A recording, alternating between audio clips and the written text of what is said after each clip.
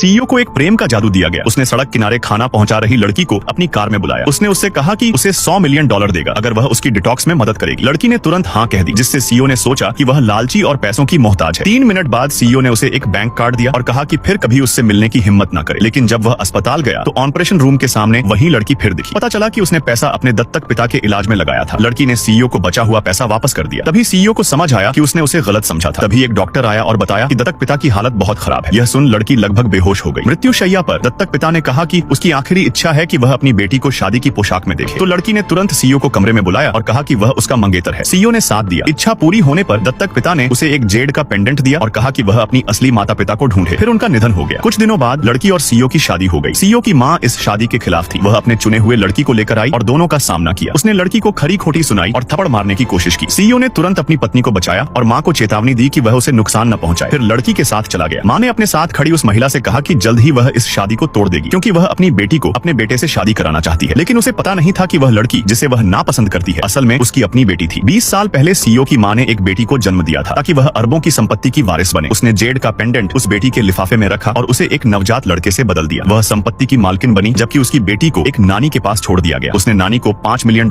दिए बच्चे की देखभाल के लिए, लेकिन नानी ने पैसा लेकर लड़की को अस्पताल में छोड़ दिया। अब 20 साल बाद सीईओ की माँ ने उस नानी को ढूंढ निकाला जिसने उसकी बेटी की परवरिश की थी, लेकिन उसने गलती से नानी की बेटी को अपनी बेटी समझ लिया।